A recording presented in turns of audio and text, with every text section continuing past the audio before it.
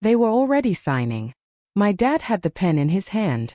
My mom was smiling at the realtor like it was a holiday. And I was standing in the doorway with the sheriff behind me. Nobody looked at me at first. I remember that part clearly. The way no one looked. Like I was still the kid who didn't matter in adult rooms. Then the sheriff cleared his throat.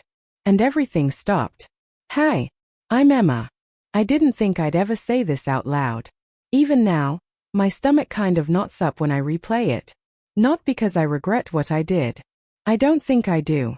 It's more that I still can't believe it happened at all. That my own parents could sit there, selling my grandma's house for $1 million, while telling me for months that she left everything to charity. They told me I should be proud of her. That she wanted to give back. That there was nothing left for family. I believed them. Why wouldn't I? It's strange. The moment you realize the people who raised you have been rehearsing a story. Like they practiced the sympathy in their voices. The careful pauses. The way my mom would squeeze my hand when she said, "Honey, Grandma made her choice." They made me feel selfish for even asking. I remember apologizing. Apologizing for wondering if she'd left me something sentimental. An old recipe box. The antique desk she used to let me draw at. The house itself felt impossible to even think about. Because they'd already told me it was gone. Sold to fund some foundation in her name. I told my friends my grandmother was generous. I defended my parents when my cousin Jake said it was weird how fast the house got listed. I said grief makes people move quickly. I said they were just handling paperwork. I said a lot of things. And then 2 days before the sale closed, I found an envelope inside a broken grandfather clock in Grandma's living room. I wasn't even snooping. That's the part that still gets me. I was there alone because my parents had asked me to clean out anything sentimental before the new owners moved in. They said I could keep small items. Nothing valuable. Just trinkets. They were being generous. That's what I thought. The clock had stopped years ago. Grandma always meant to fix it. I used to wind it for her when I was little, standing on tiptoes while she steadied me. When I opened the back panel to see if there was a brand name stamped inside, just curiosity, I felt something papery wedged behind the wood frame. It wasn't dusty. It wasn't yellowed. It was sealed. With my name on it. Emma. Not to whom it may concern. Not family. Just Emma. My hands started shaking so badly I had to sit down on the floor. I remember staring at the handwriting. I knew it. The slight lean to the left. The way she looped her capital E's too wide. And suddenly everything my parents had said started to feel off. I didn't open it right away. That's the part 1 replay. Why didn't I open it immediately? I think some part of me already knew that once I did, things wouldn't go back to normal. Whatever normal was. So I just sat there on the living room floor, the grandfather clock open like a wound behind me, holding an envelope that shouldn't have existed. Outside, I could hear a lawn mower somewhere down the street. Normal life. Inside, my chest felt tight. Because if my grandmother had written to me privately, then what else hadn't I been told? And why would she hide it? I finally slid my finger under the seal. And that's when my entire understanding of my family shifted. Not loudly. Not dramatically. Just quietly. Like something inside me moved a few inches to the left and never moved back. 2 days later, my parents were signing a contract they legally had no right to sign. And they had no idea I knew. Or that I wouldn't stay quiet about it. I still wonder if they would have ever told me. Or if I was just supposed to clap politely while they erased me from my own inheritance. The sheriff adjusted his hat behind me. My dad finally looked up. And that's when he saw the document in my hand. Before all of this, we weren't the kind of family people whisper about. We were normal. Boring. Even. Sunday dinners. Group texts about nothing. My mom sending too many photos of her garden. My dad complaining about property taxes like it was a personality trait. Grandma lived 15 minutes away in the same little suburban pocket I grew up in. White fences. Maple trees. The kind of neighborhood where everyone waves but nobody really knows each other. Her house always smelled like lemon cleaner and cinnamon. She kept everything tidy, but not stiff. Lived in. There were doilies on the side tables and stacks of mystery novels next to her recliner. She let me eat ice cream straight from the carton when my parents weren't looking. I was her only granddaughter. That mattered to her. She'd say it softly, like it was a secret between us. Emma girl, she'd call me. Even when I was 23. My parents, they were practical people. Responsible. Dad worked in commercial real estate. Mom did accounting for a local dental office. They believed in plans. Retirement funds. Safe decisions. They weren't cruel. That's important. They weren't monsters twirling mustaches. They showed up to my college graduation. They helped me move into my first apartment. They co-signed my car loan when my credit was still thin. If you'd asked me a year ago whether I trusted them, I would have laughed. Of course I did. Grandma got sick slowly. Not dramatic. Just smaller over time. Less steady on her feet. Forgetting where she left her glasses. I started stopping by after work more often. Bringing groceries. Sitting with her while she watched old game shows. She liked the company, I think. Or maybe I just liked feeling needed. Sometimes she'd get quiet. She'd look at me in this measuring way, like she was deciding something. People surprise you, Emma, she said once while we folded laundry together. Sometimes the ones closest. I didn't ask what she meant. I should have. But at the time it felt like one of those vague older person warnings. Like don't forget to save your receipts or marry someone kind. My parents handled most of her paperwork once she stopped driving. Doctor appointments. Insurance forms. Eventually, her will. I never saw it. I never asked to. That feels naive now. When she passed, it was quiet. Hospice nurse. Soft blankets. My mom crying into my shoulder in the hallway.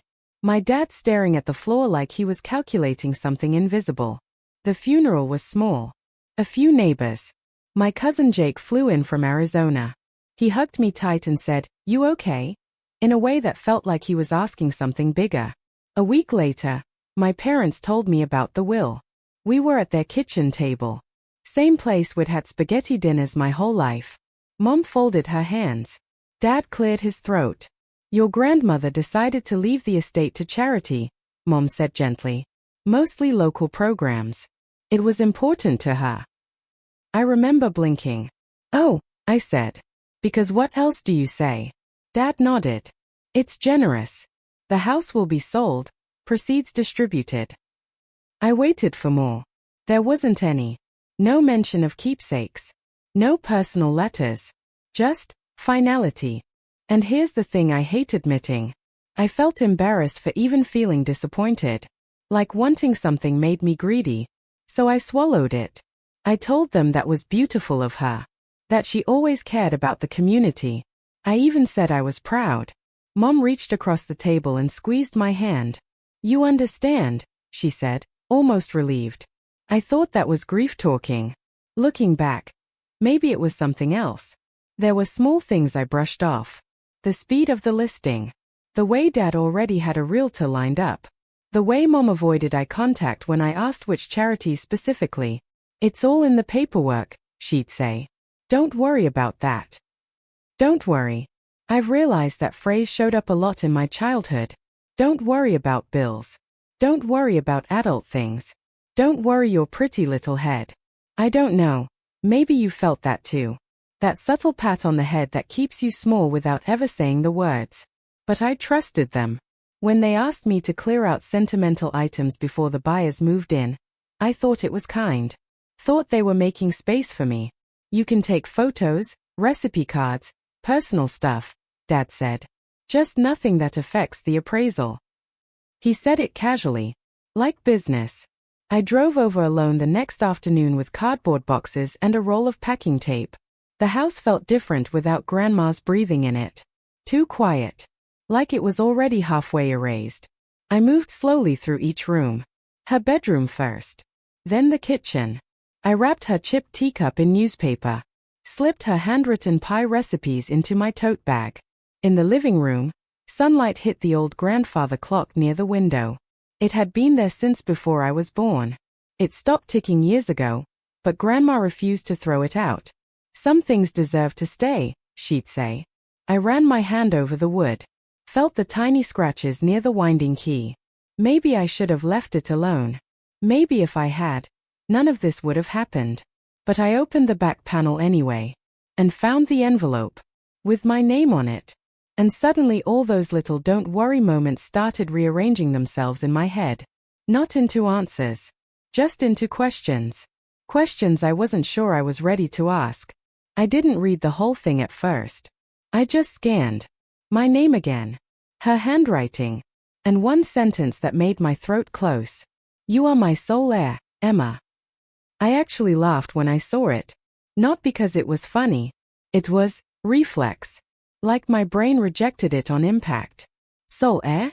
That didn't line up with anything I'd been told. I kept reading. She referenced a will. A revised and finalized version. She wrote that she'd chosen not to discuss it openly because she didn't want pressure or persuasion. That word sat heavy. Persuasion. From who? My hands started sweating against the paper. I remember wiping them on my jeans because I was terrified I'd smudge her ink. She wrote that the house, the savings, everything, was legally mine. All of it. I had to sit down again. The room felt smaller. Like the air had thickened. Because this wasn't a misunderstanding about a keepsake. This was a complete contradiction. I reread the paragraph about 3 times. Maybe I'd misinterpreted it. Maybe she meant emotionally, not legally. Maybe I was being dramatic. But then she mentioned a copy of the will being filed with her attorney. A name I recognized vaguely from Christmas cards on her mantel. Thomas R. Whitaker. Why include that unless it was real? I stared at the date. It was 6 months before she died. 6 months before my parents told me everything was going to charity. My chest started pounding so loud I could hear it in my ears. I kept thinking, there has to be an explanation. There has to be something simple I'm missing. Maybe there were 2 wills. Maybe she changed it again. Maybe. But why would she hide this letter? Why tuck it into a broken clock? Unless she thought it might not be on it. Unless she thought someone might ignore it. That thought made me physically cold. I don't want to say I suspected my parents immediately. I didn't. I couldn't. My brain kept trying to reroute blame somewhere safer. Maybe paperwork got mixed up. Maybe Dad misunderstood the attorney. Maybe estate to charity was just a simplified explanation. But there was something else in the envelope. A photocopy. Folded carefully. The first page of the will. Her signature at the bottom. And my name again. Clear. Undeniable. I remember whispering, no, out loud to the empty living room. Not in denial. More like, pleading. Because if this was true, then my parents either hadn't read the real will. Or they had. And chose not to tell me. I pulled out my phone. My first instinct was to call Mom. Just ask. But I froze. What would I even say? Hey, random question. Are you sure Grandma didn't accidentally leave me everything? It sounded ridiculous in my head. Accusatory. I didn't want to accuse them. I wanted them to still be who I thought they were. So instead, I Googled the attorney's name. He was real. Office still open. I stared at the phone number for a long time. I felt like I was about to step off something high. Because once I involved an outside person, it wasn't just family anymore. It wasn't a misunderstanding over dinner. It would become official. Legal. Ugly.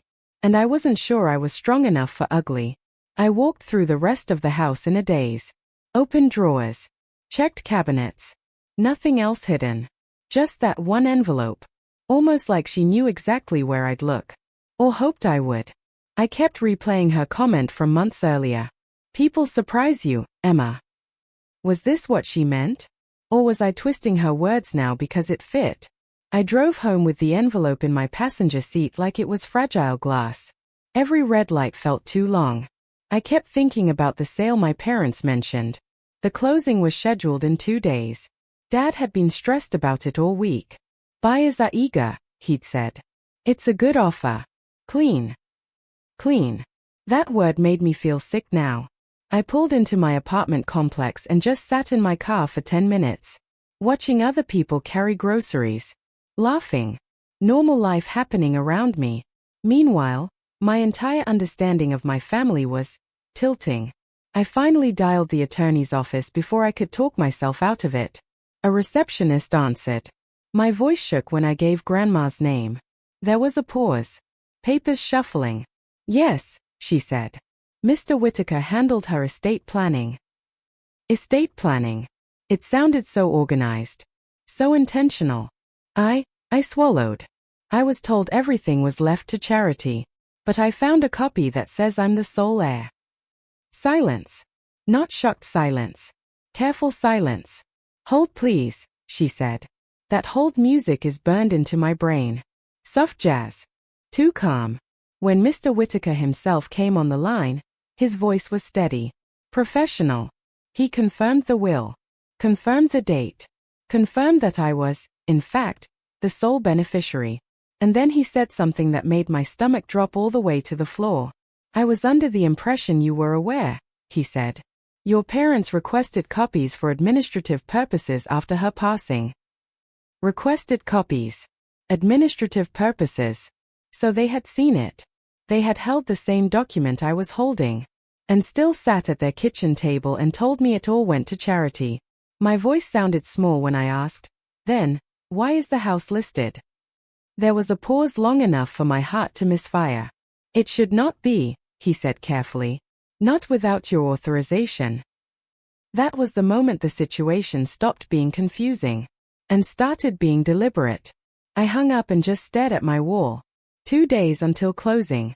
If I did nothing, the house would legally transfer to someone else. If I did something, I'd be accusing my own parents of fraud. I wish I could say I knew immediately what to do. I didn't. I just sat there with the letter in my lap, feeling like the ground under my childhood had cracked open. And I had to decide whether to pretend I didn't see it, or step into it. I didn't sleep that night. I kept replaying every conversation from the past 2 months like I was scrubbing through security footage. Mom saying, your grandma wanted this. Dad saying, it's what's best. The way they'd both looked so composed. Had they practiced? That question made me nauseous. The next morning, I drove to Mr. Whitaker's office in person. I told myself I just needed clarity, that this was probably some technical mix-up. Some clerical thing that would feel smaller once explained face to face. His office smelled like old carpet and coffee. He shook my hand gently, like I was fragile. He laid the official will on the desk between us. Not a photocopy. The original. Heavy paper. Raised seal. 2 witness signatures. My name. Every page initialed by my grandmother. There was no ambiguity. No hidden clause. No charitable distribution section I'd somehow missed. It was straightforward. Everything to me. Did my parents contest this? I asked. No, he said. They did not. Did they question it? A pause. They were surprised. Surprised. That word again. Soft. Non-accusatory. But it didn't explain why they told me something completely different. I asked about the house listing. He pulled up the property record. It had been listed under an executor authorization, my father's name. I remember staring at that document and feeling something inside me go very, very still. Not explosive. Not hysterical. Just still. Because it wasn't a misunderstanding. It was a decision. They had chosen to move forward with a sale they legally couldn't make. And they had done it quickly. Quietly. Before I could even think to ask questions. I drove straight to the house after that meeting. Not because I had a plan. Just because I needed to see it again. It looked smaller in daylight. A for sale sign planted confidently in the front yard. The grass freshly trimmed. Like grief had been landscaped. I sat on the porch steps and let myself cry for the first time since the funeral. Not loud. Just leaking. I kept thinking about every time I defended them. Every time I told Jake not to be suspicious. Every time I'd said, my parents would never. Wouldn't they? I started noticing things I hadn't before. The way Dad avoided specifics about the charities. The way Mom had rushed me when I lingered in certain rooms while packing. The way they insisted the closing happen quickly because the market is hot. I felt stupid. Not betrayed first. Stupid. Like I'd been the last one to catch on to something obvious. And then there was this deeper ache underneath that. If they were willing to lie about this, what did that say about how they saw me? Did they think I wouldn't check? That I'd just nod and move on? Or worse, did they think I didn't deserve it? I hate that my brain went there. But it did. Because my whole life, I'd been the easy kid. The non-confrontational one. The one who didn't argue.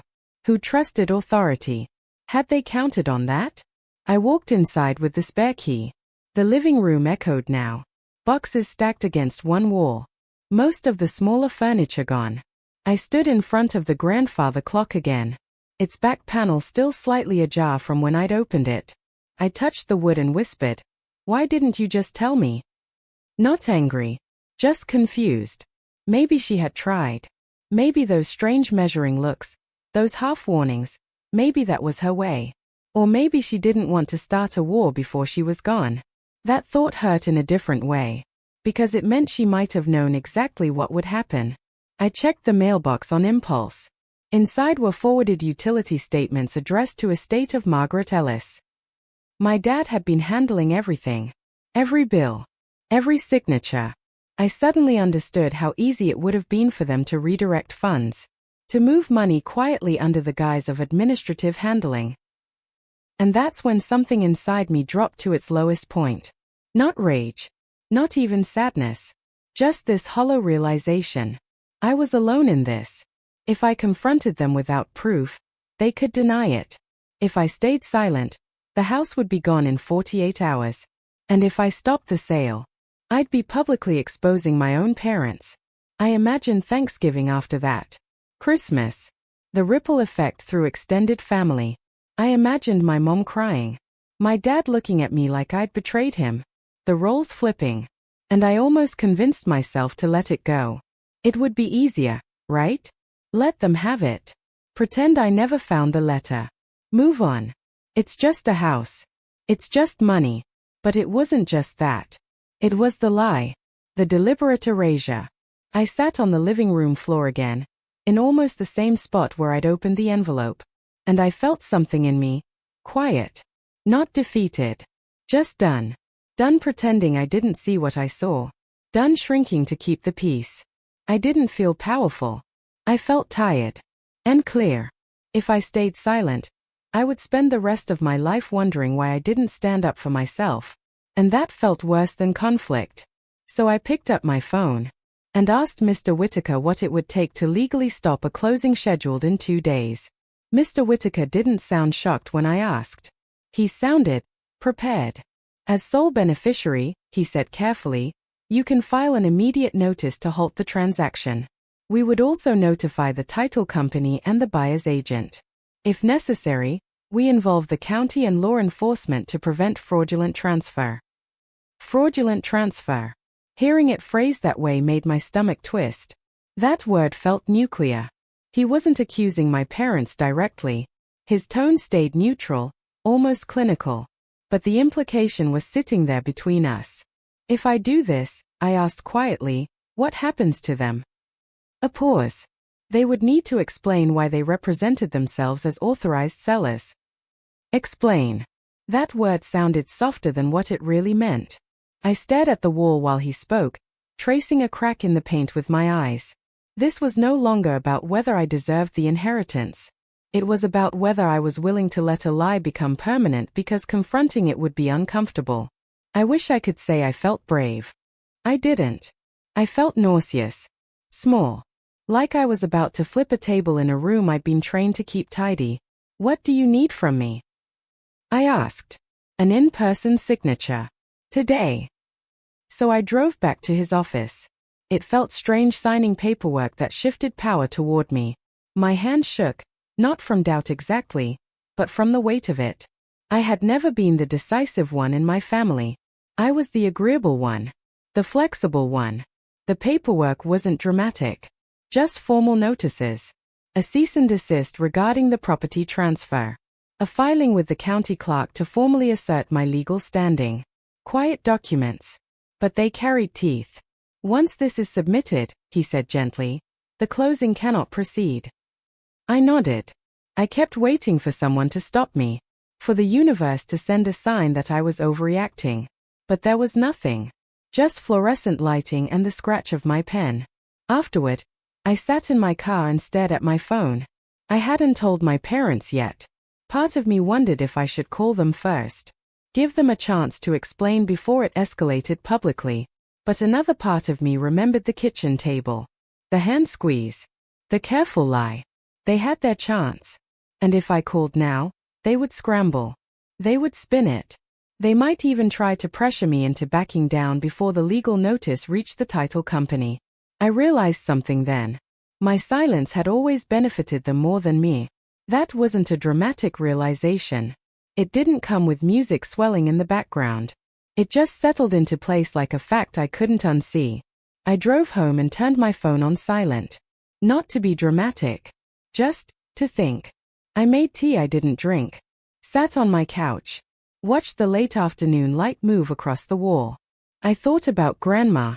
About the way she'd looked at me sometimes. Like she was trying to measure whether I was ready. Ready for what? This? Maybe she hadn't told my parents about the change because she knew they'd argue.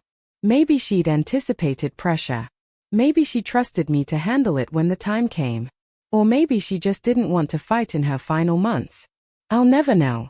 That's one of the hardest parts. You don't get posthumous clarifications. By evening, my phone had 3 missed calls from Mom. 2 from Dad. A voicemail from Dad that sounded strained but controlled. Emma, call us. We've been contacted about the property. There seems to be some confusion. Confusion. I almost laughed. He still thought I'd accept that framing. I didn't call back. Not because I was punishing them, but because I needed to stay steady. And hearing their voices right then might have unraveled me. The next day was quiet. Too quiet. Mr. Whitaker emailed confirmation that the title company had been notified. The buyer's agent had expressed surprise. The closing appointment was technically still on the calendar, but legally frozen. He asked if I intended to attend. That question lingered. Did I? Part of me wanted to avoid it entirely. Let the legal paperwork speak for itself. But another part, quieter, colder, knew something important. If I didn't show up, the narrative would belong to them. They could frame it however they wanted. A misunderstanding. A technicality. A rebellious daughter acting impulsively. If I was going to do this, I needed to be present. Not loud. Just present. I'll attend, I replied. That night I barely slept again. Not from panic this time. From clarity. I kept thinking about how strength doesn't always feel like power. Sometimes it feels like loneliness. Like choosing the harder version of yourself. I wasn't doing this to win. I wasn't trying to humiliate them. I just couldn't unknow what I knew. And I couldn't pretend that trust, once cracked like that, would fix itself if I ignored it. The morning of the closing, I dressed carefully. Not fancy. Not confrontational. Just steady. Jeans. A soft gray sweater. Hair pulled back. I tucked the certified copy of the will into my bag. Mr. Whitaker had already arranged for a sheriff's deputy to be present if needed. Standard procedure, he'd said, in cases where property disputes might cause escalation. The word escalation made my throat tighten. I still hoped it wouldn't. I still hoped there would be some explanation I hadn't considered. But as I drove toward the title office, one thing felt solid inside me. I was done being the person who nods quietly while something is taken from her. Whatever happened next, I would at least be standing. The conference room was too bright. Long table. Bottled water lined up like props. A folder at each seat. My dad was already there. Suit jacket off. Sleeves rolled once. Realtor beside him, smiling politely at something on her tablet. My mom sat straight-backed, purse in her lap. They looked normal. Like this was just another transaction. I stood in the doorway for half a second too long. No one noticed. Then the sheriff stepped in behind me. His shoes were loud on the tile. That's when my dad looked up. Confusion first. Then recognition. Then something sharp I'd never seen directed at me before. Emma, he said. Just my name. Like a warning. The title agent glanced between us, uncertain. We're just about to finalize. I need to stop this, I said. My voice didn't shake. That surprised me. The room went still in that uncomfortable, corporate way where everyone pretends this is manageable. Dad stood up slowly. What are you doing? There it was. Not what's going on. Not is something wrong. What are you doing? I placed the certified copy of the will on the table. Not dramatic. Just set it down. The property can't be sold, I said. I'm the sole beneficiary. The realtor's smile vanished. Mom's hands tightened around her purse strap. Dad didn't look at the document right away. He looked at me. Like I'd stepped out of line. This is not the place, he said quietly. I could feel everyone else in the room shrinking into their chairs. The sheriff didn't speak. He didn't have to. The title agent picked up the document. Flipped pages. Eyes scanning. I was told the estate transferred to the children, she said slowly. It didn't, I replied. Dad exhaled through his nose. Controlled. Emma, we were handling this for you. Handling? For me? I asked. My voice sounded far away. Mom finally spoke. Honey, you don't understand the tax implications. The upkeep. It's complicated. Maybe it was. Maybe I didn't understand every detail. But I understood the lie. You told me it went to charity, I said. That landed heavier than I expected. No one rushed to correct it. The sheriff shifted his weight slightly. The title agent cleared her throat. Given this documentation, we cannot proceed with closing until ownership is clarified. Dad's jaw tightened. This is unnecessary. Maybe it was. Maybe I should have handled it privately. I still don't know. There was a second, just a flicker, where I wondered if I'd gone too far. If I'd humiliated them beyond repair.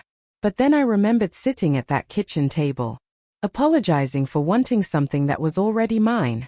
I'm not trying to embarrass you, I said quietly. I just won't sign away something you don't have the right to sell. The room felt smaller. Mom looked at me like she was seeing someone unfamiliar. Not angry exactly, just unsettled. Dad finally picked up the will. His eyes moved quickly across the first page. He knew what it said. I could tell. You went behind our backs, he said. The irony almost made me dizzy. I found it in her clock, I said. Hidden. Why would she hide it? He didn't answer. That silence was louder than anything else. The buyer's agent muttered something about rescheduling and stepped out of the room with her phone pressed to her ear. The closing was dissolving in real time. Paperwork that had seemed inevitable 30 minutes ago now useless. I watched it unravel. And I didn't feel victorious. I felt sad. Deeply, unexpectedly sad. Because this wasn't just about a house anymore. It was about the version of my parents I thought I had. The sheriff finally spoke, calm and neutral. Given the documentation presented, I advise all parties to pause further action until the matter is resolved legally. Resolved legally. Not emotionally. Not privately. Legally. Dad sat back down slowly. Mom's eyes were glassy but dry. I stood there, still holding my bag, like I wasn't sure if I was allowed to sit. No one invited me to. So I didn't. The title agent began gathering papers, her professional smile gone. We'll await clarification from counsel. That was it. No dramatic shouting. No overturned tables. Just halted signatures. Dad didn't look at me again. Mom did. Her expression wasn't fury. It was something more complicated. Hurt. Maybe even fear. As the room emptied, I wondered, just for a second, if I'd broken something that couldn't be repaired. Maybe I shouldn't have done it this way. Maybe there was a gentler path. I still don't know. But I do know this. If I hadn't walked in when I did, that house would be gone. Signed away.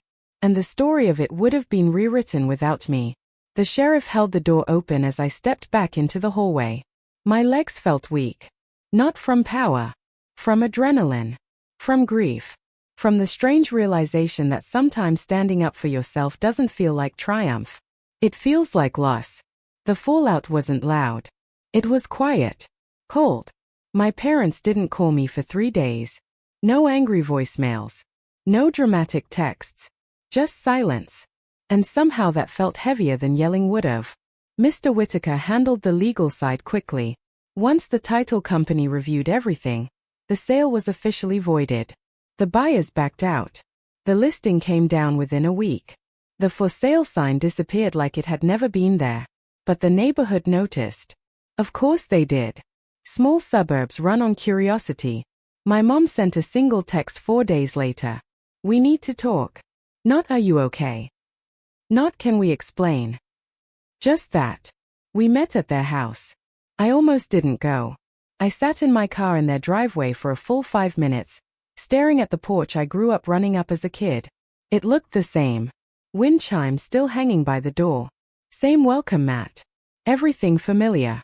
And completely different. When I walked in, Dad was standing by the kitchen counter. Arms crossed. Mom at the table. They both looked tired. Older, somehow. I stayed near the doorway at first. No one offered coffee. Dad spoke first. You blindsided us. His tone wasn't explosive. It was restrained. Like he was holding something back. I found the will, I said. My voice was calm, but my hands were cold. Mom's lips pressed thin. We were going to tell you. I waited. When? I asked. Another silence. Dad ran a hand over his face. Your grandmother changed things late. Very late. She wasn't thinking clearly at the end. That hit harder than I expected. Because now they were rewriting her. She signed it 6 months before she passed, I said. With witnesses. Dad didn't deny that. He just shifted. She was emotional. You were spending more time there. She felt influenced. Influenced. That word burned. You think I manipulated her? I asked.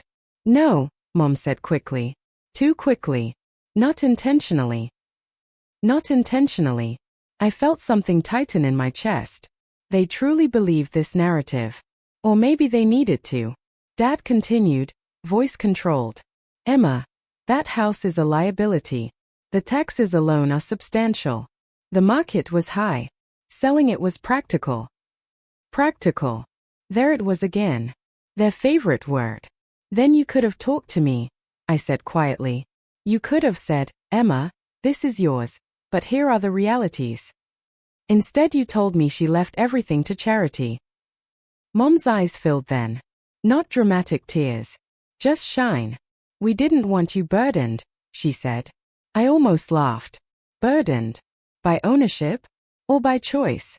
I don't know what I expected from that conversation. A confession? An apology? Instead, it felt like two parallel truths sitting across from each other. In their version, they were protecting me, managing something complicated, avoiding family drama. In mine, they had erased me from my own inheritance. Neither of us budged. Jake called me a week later after hearing through some extended family grapevine that the house thing got messy. He didn't sound shocked. He sounded unsurprised. Your dad's always been controlling about money, he said carefully. That word stuck. Controlling. I'd never labeled it that before. Growing up, it had just been structure, planning, authority. But now I was seeing the edges. The way decisions were made for me, not with me. The way information was filtered. The way don't worry really meant don't question. The legal situation settled cleanly. The estate transferred fully to me. Accounts included. No court battle. No drawn-out fight. My parents didn't contest it. That part still confuses me. If they truly believed she was influenced, they could have challenged it. They didn't. Maybe they knew it would fail. Maybe they didn't want public scrutiny. Or maybe, deep down, they knew she meant it. I moved into Grandma's house 2 months later. Not permanently, at first. Just to sort things. The first night I slept there alone, the silence felt different. Not empty. Just still. I walked past the grandfather clock before bed and ran my hand along the wood again. I kept thinking about how close I'd come to letting it go. To choosing comfort over truth. And I wondered what that would have done to me long term. Would I have resented them quietly forever? Would I have doubted myself in every future decision? Thanksgiving that year was awkward. We kept it small. Polite conversation. Safe topics. Weather. Work. No one mentioned the house. No one mentioned the will. It sat at the table with us anyway. Invisible. Heavy. Not everything healed. My relationship with my parents shifted into something more cautious. Less automatic trust. More boundaries. That part still hurts sometimes. I miss the version of them I thought I had. But I don't miss being small. And I don't think they expected that change. Not really. Because what surprised them most wasn't the paperwork. It was me. Living in Grandma's house changed me in ways I didn't expect. Not because of the money. Not because of the space. But because every creaky floorboard reminded me that I almost gave it away to keep the peace. That realization lingers. Some mornings I wake up and sunlight comes through the same living room window it did when I was 8 years old, sitting cross-legged on the carpet while Grandma watched her game shows. And I feel this quiet gratitude that I didn't let that memory be sold off in a conference room. Other mornings, it's heavier. Because standing up for myself didn't fix everything. My parents and I still talk. We didn't explode into estrangement. We didn't have some cinematic reconciliation either.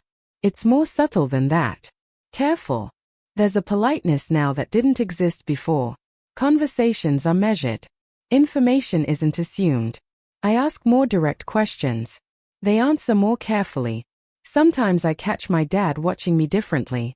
Like he's recalibrating who I am. Not the agreeable daughter. Not the easy one. Someone who reads documents before signing them. Someone who shows up. Mom and I have had small, fragile moments since then. Once, while we were washing dishes after dinner, she said quietly, "I really did think we were helping." I didn't argue. I believe she believes that. But help without honesty isn't help. It's control dressed up as protection. I don't think they ever planned to hurt me. That's the complicated part. I don't think they sat around scheming. I think they convinced themselves it was simpler this way. Cleaner. More practical. And maybe they thought I'd never know. Maybe they thought I wouldn't look. If there's one thing I've learned, it's this. People don't always see themselves clearly when money and control mix together. It changes the air in a room. It shifts tone. It makes reasonable people justify unreasonable choices. And sometimes the most painful betrayal isn't loud or cruel. It's quiet. It's paperwork. It's a soft voice at a kitchen table telling you a story that isn't true. For a while after everything settled, I questioned myself constantly. Was I too harsh? Should I have handled it privately? Should I have protected them from public embarrassment? I still don't have clean answers. What I do know is this. If I had stayed silent, I would have carried that silence like a stone in my chest for the rest of my life. And that weight would have shaped me in ways I don't think I would have liked. Instead, something else shaped me. Clarity. Boundaries. A kind of steadiness I didn't know I was capable of. I'm still not loud. I'm still not confrontational by nature. But I'm no longer afraid of uncomfortable truth. That's new. And it didn't come from revenge. It came from realizing that protecting someone else's comfort at the cost of your own integrity eventually hollows you out. Sometimes I sit by the grandfather clock at night. I never fixed it. I kind of like that it doesn't tick. It reminds me that time stopped for a second the day I found that envelope. And in that pause, I had to decide who I was going to be. I'm curious. Have you ever discovered something that shifted how you saw your own family? Did you confront it? Or did you carry it quietly? I don't think there's one right answer. I just know that silence isn't always the safer choice. So that's my story, folks. If it resonated with you, go ahead and hit that like button, subscribe to the channel, and tell me in the comments where you're listening from. I want to know how far Uncle Mickle's voice travels. Sometimes growing up isn't about age, it's about the moment you decide your voice matters.